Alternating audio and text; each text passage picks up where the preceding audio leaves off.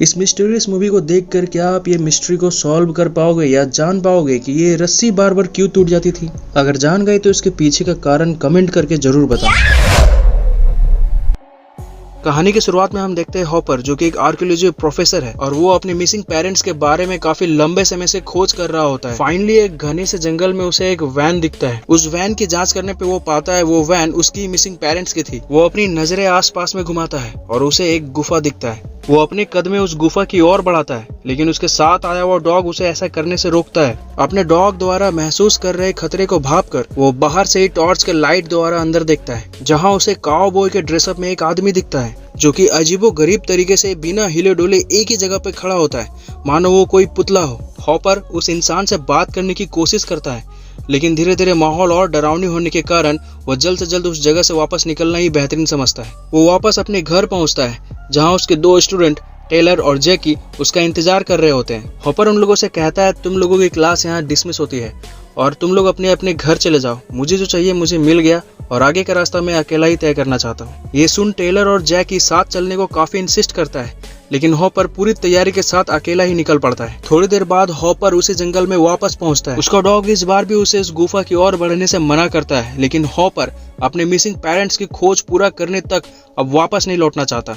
Hopper वापस से torch की लाइट अंदर की ओर मारता है और इस बार भी वही सेम का सेम इंसान एक ही जगह पर बिना हिले डुले खड़ा पाता है।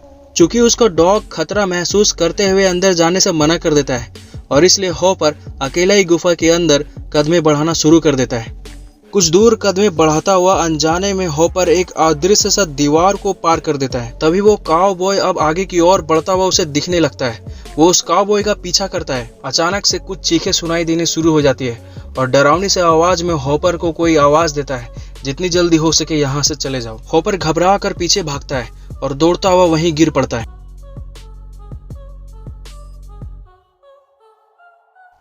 अब अगले सीन में 2 दिन बीत चुके होते हैं और हॉपर का कोई अता पता नहीं होने के कारण टेलर और जैकी उन्हें खोजने का प्लान बनाते हैं, लेकिन उस जंगल तक पहुंचने के लिए उन्हें एक गाड़ी की जरूरत पड़ती है। इसलिए जैकी अपने एक फ्रेंड कारा को कॉल लगाता है और उसे कहता है कि हम एडवेंचर पे चल रहे हैं, क्या तुम अपनी गाड़ी ला सकती हो? ये सुन कारा अपने डैड को काफी कन्विंस करती है, लेकिन उसे गाड़ी तो मिल जाती है, लेकिन साथ में अपनी छोटी बहन विप्स और उसकी फ्रेंड फर्बी को भी ले जाना पड़ता है।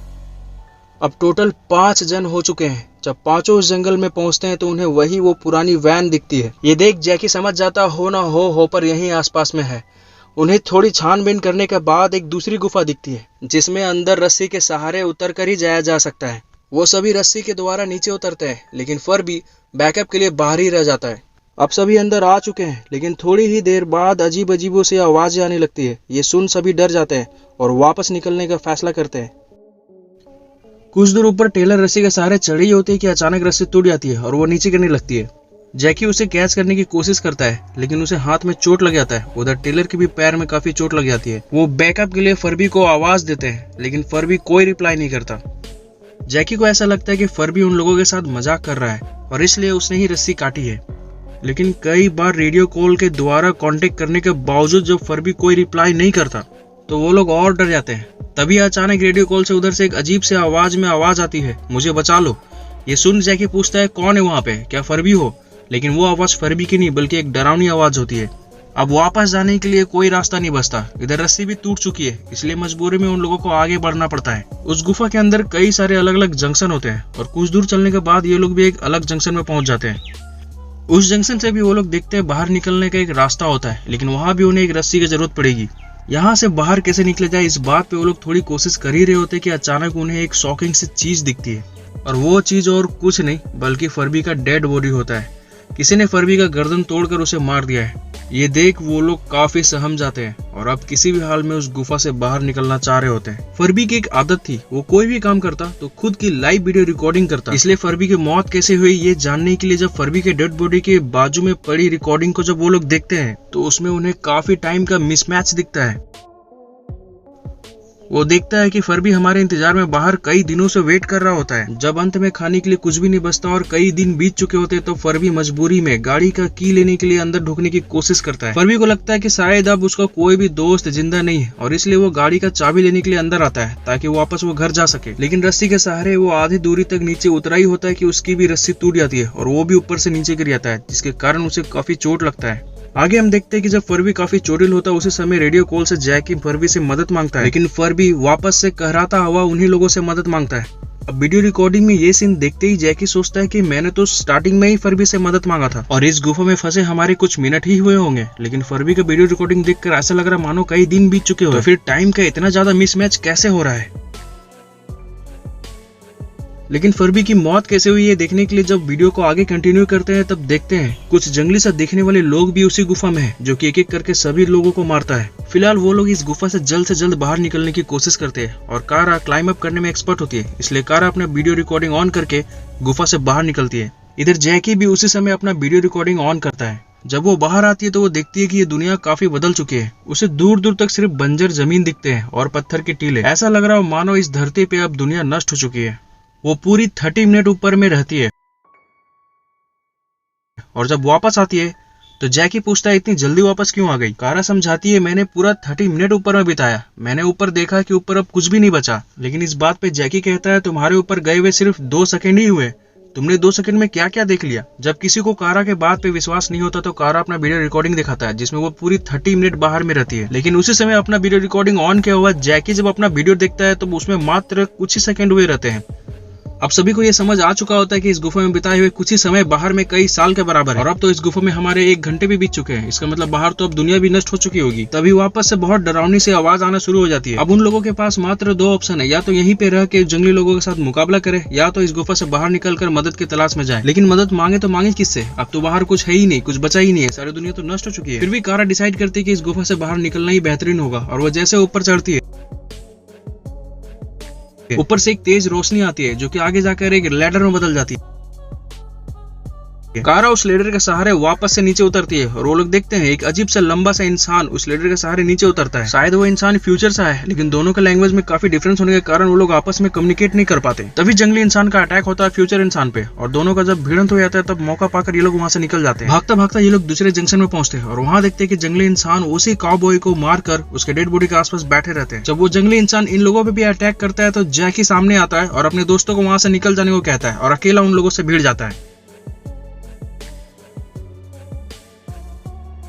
लेकिन जैकी ज्यादा देर तक उन लोगों को संभाल नहीं पाता और अंत में वो सभी मिलकर जैकी को मार देते हैं। कुछ समय बाद जब जैकी नहीं आता तो कारा उसे देखने के लिए वापस जाती है और जैकी की डेड बॉडी देख वो बची कुछ उम्मीद भी वहां पे छोड़ देती है और वहीं बैठकर रोना शुरू कर देती है। तभी वहां पे फ्यूचर मैन भी आता है और वहीं बगल में रखे जल से सैंपल के तौर पे थोड़ा सा जल लेता है और थोड़ी देर बाद वो सेटिस्फाई हो जाता है कि ये वही जल है जिसके लिए वो इस गुफा में आया था। उसका काम पूरा हो चुका होता है और अब वो वापस जा रहा होता है, लेकिन बगल में कारा को रोता हुआ देख वो रुक जाता है। वो जैकी को घसीटता हुआ उस पानी के अंदर ले जाता है और कारा को लगता है कि ये जैकी को और ज्यादा हार्म पहुंचा रहा है और इसलिए वो उसका काफी विरोध करती है। वो फ्यूचर मैन अपने भाषा में कुछ समझाने की कोशिश करता है लेकिन कारा को कुछ समझ नहीं आता। वो उसका कंटिन्यू विरोध करती रहती है, इसलिए वो लास्ट में इशारे के सहारे उसे शांत करता है। कुछ देर बाद हम देखते हैं कि जैकी अब जिंदा हो चुका है और वो जल कोई आम जल नहीं बल्कि कोई जादुई जल। तभी वहाँ वापस से उन जंगली इंसानों का अटैक होता है और फ्यूचर मैन इन लोगों को पीछे कर अकेला उन लोगों से भिड़ जाता है।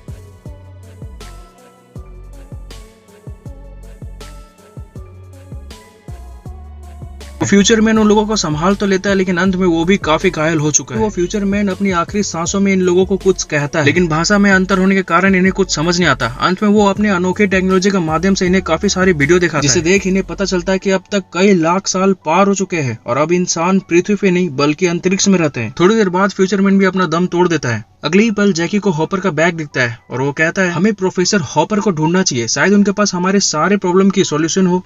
जैकी प्रोफेसर हॉपर को ढूंढता हुआ अगले जंक्शन में पहुंचता है और देखता है हॉपर काफी घायल स्थिति में जमीन पर पड़ा हुआ है। हॉपर जैकी को आगे दिखाता है और कहता है ये मेरी वही सिस्टर है जिसकी खोज में मेरे पेरेंट्स यहाँ आए थे। सामने हॉपर की बचपन की सिस्टर वो अब भी भाग रही होती है और उसको पीछे से एक जंगली इंसान मारने को दौड़ा रहा होता है। वो कहता है कि सामने एक अदृश्य सा दीवार है और उस पार के समय अवधि काफी धीमा है। जैकी उसकी बहन को बचाने के लिए अंदर जाने की कोशिश करता है लेकिन हॉपर उसे तभी रोक देता है। वो जैकी को समझाता है कि दीवार के उस पार के समय अवधि काफी धीमा है और हम चाह कर भी अपने बहन को नहीं बचा सकते। जिस तरह यहाँ बिताए हुए 1 घंटे का समय इस गुफा से बाहर के कई लाख साल के बराबर है, उसी तरह उस दीवार के उस पार के बिताए हुए 1 घंटे इस पार कई लाख साल के बराबर होंगे। अगर एक बार तुम अंदर चले गए तो तुम एक अलग टाइम ट्रैप में फंस जाओगे। जैकी हॉपर को उठा उसे जादुई जल के पास ले जाना चाह रहा होता है लेकिन हॉपर कहता है मेरा अंतिम समय आ चुका है। जैकी उस जल को लाने के लिए दौड़ता है, लेकिन तब तक वो जंगली लोग फिर से अटैक कर देते हैं। जैकी हॉपर को बचाने की बात कहता है, लेकिन कारा कहती है पहले खुद को तो बचा लें। वो लोग भागते हुए उसी जंक्शन में पहुंच जाते हैं जहां से फ्यूचर मैन आया था। सभी उस लेडर पर चढ़कर बाहर निकलने की कोशिश करते हैं। लेडर के सबसे ऊपर कारा होती है और वो अचानक रुक जाती है क्योंकि उसे बाहर एक अजीब सी दीवार दिखती है।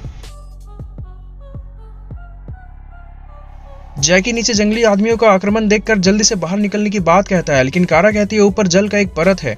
कारा समझ जाती है कि ऊपर अब कोई जीवन नहीं बचा है और नीचे इन लोगों की मौत इंतजार कर रहा है और अब वो लोग लैडर पे ही फंस जाते हैं। तभी अचानक मॉन्स्टर से हाथे जल की दीवार के अंदर आती है और कारा को पकड़कर बाहर खींच लेती है। इतने सारे अनहोनियों को देख बाकी लोग भी समझ जाते हैं कि अब हमारा मौत सामने है।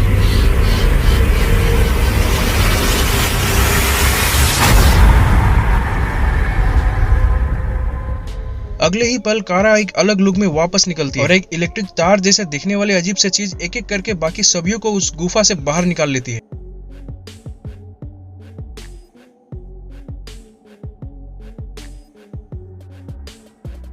अब सीन चेंज होता है। अगले सीन में हम देखते हैं फरबी को होश आता है और वो उसी जादुई जल से बाहर निकलता है और वो खुद को अलग जगह पे पाता है। थोड़ी देर बाद उसी जादुई जल से हॉपर भी बाहर निकलता है और वो दोनों एक दूसरे को देख कर डर जाते हैं।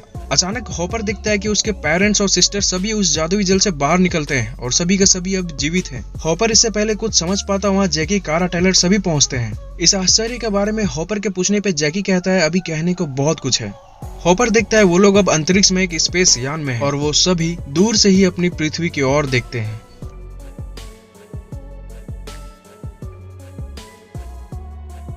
वीडियो अच्छी लगी हो तो लाइक जरूर से जरूर करें और हाँ, इसी तरह की मिस्टीरियस मूवी की एक्सप्लेनेशन देखने के लिए हमारे चैनल को जरूर सब्सक्राइब करें।